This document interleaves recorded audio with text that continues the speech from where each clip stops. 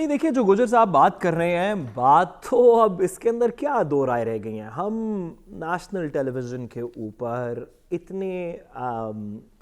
اتنے کرٹیکل وقت کے اندر، جب پاکستان کے بہت سے مسائل ہیں اندرونی بیرونی جن سے ہم دوچار ہیں، ایک ایسے وقت کے اندر جہاں پہ ہمیں پتہ ہے کہ ہمارے گرد و نواح کے اندر بھی گہرے بادل گھر آئے ہیں اور پاکستان کے اندر کی سچویشن تو کسی سے پوشیدہ نہیں ہے. اس سچویشن کے اندر اگر نیشنل ٹیلی ویژن اور خاص طور پہ نیشنل ٹیلی ویژن تو کم، ہمارا تو کام ہے چیزوں کو رپورٹ کرنا اور اس پہ تبصرہ کرنا. اگر حکومت وقت ایک گھڑی کے پیچھے جس کو کہ سارے پاکستان کو پتہ ہے کہ جس کے اندر کوئی چوری نہیں ہوئی، عمران خان صاحب وہ آدمی ہیں جن کے 1 گھنٹے کی کال کے اوپر، فون کال کے اوپر 5 ارب روپے اکٹھا ہوا، تو آپ یہ کہیں کہ انہوں نے 2 لاکھ 5 لاکھ 1 کروڑ 5 کروڑ 10 کروڑ کے اندر کوئی غبن کیا اور اس کو رپورٹنگ بھی اس کی ساری پراپر کی، ڈیکلیریشن کی، حکومتی کاغذات موجود ہیں. تو میں تو اس کے اندر تو پہلے دن سے کوئی شک نہیں تھا کہ نون لیگ کی یہ ایک سیاسی چال ہے. اور اچھا ہوا کاغذات سامنے آ گئے. یہ والے کاغذات نہیں سامنے آتے تو کوئی اور ڈسکرپنسی سامنے آ جاتی. گجر صاحب جو بات فرما رہے ہیں آئی ایم شور کہ بات ایسی ہوگی. میں حسن سے ایک بات پوچھنا چاہتا ہوں ساتھ ہی ساتھ کہ اس بات کو کسی بھی شخص نے، عمر فاروق صاحب نے بھی اتنا پروپیگیٹ نہیں کیا جتنا مسلم لیگ نون کی لیڈرشپ نے کیا، مریم اورنگزیب صاحبہ نے کیا، مریم نواز صاحبہ نے اس پہ ٹویٹ کی. تو حسن صاحب جب آپ نے موقف جاننے کے لیے پوچھا ادھر ادھر لوگوں سے، کیا آپ نے حکومت کا بھی موقف جانا؟ ان کو کیا بتایا حکومت کو کہ یہ جی ڈاکیومنٹ سامنے ہیں؟ آپ نے تو اس کے اوپر لمبی لمبی پریس کانفرنسز کر دی ہیں. آپ کا کیا موقف ہے اس پہ؟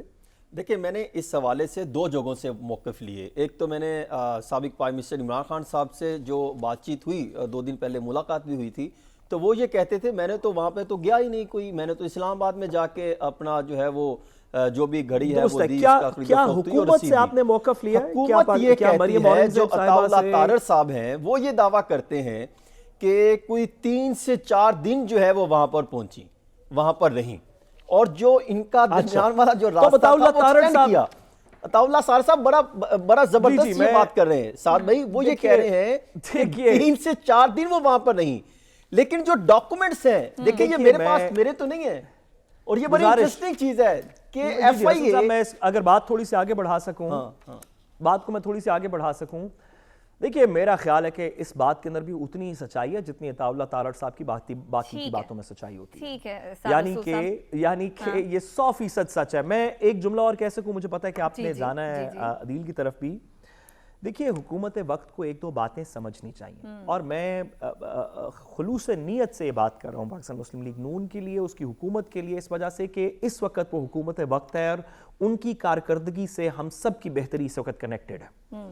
بھائی آپ عمران خان صاحب کو چور وہ لوگ کہہ رہے ہیں جو ایون فیلڈ اپارٹمنٹ کے اندر بیٹھے ہوئے ہیں. قوم یہ بات یقین نہیں کرے گی. آپ اس پہ مہربانی کر کے اپنا وقت ضائع کرنا بند کر دیں. حسن رضا صاحب کہیں کہ عمران خان صاحب چور ہیں تو پھر شاید کوئی بات مان لیں. اگر مریم نواز صاحبہ کہیں یا دیگر لوگ کہیں جن کی ایلیگیشنز کب سے شروع ہوتی ہیں اور کب ختم ہوتی ہیں، تو قوم یہ بات نہیں مان رہی. آپ مہربانی کر کے یہ بات کرنی بند کر دیں. یہ صرف لوگ آپ کے پیٹھ پیچھے کہہ رہے ہیں کہ ایون فیلڈ میں بیٹھے لوگ دوسروں کو چور کہہ رہے ہیں. انہوں نے عمران خان صاحب کی حکومت کو نااہل کہا نا تجربہ کار ہے، نااہل ہے. یہ وہ لوگ کہہ رہے ہیں جن کی اپنی گروتھ ریٹ 3% ہے، عمران خان صاحب کی 6.5% تھی. انہوں نے عمران خان صاحب کو پینٹ کرنے کی کوشش کی کہ یہ اداروں کے خلاف ہیں، یہ ہماری افواج پاکستان کے خلاف ہیں، دیگر لوگوں کے خلاف ہیں. کہہ کون رہے ہیں؟ سوری میری بات رباب آپ پلیز مجھے 1 منٹ دیں. جی صادر رسول صاحب بات جلدی مکمل کر لیجئے، آگے بڑھنا ہے.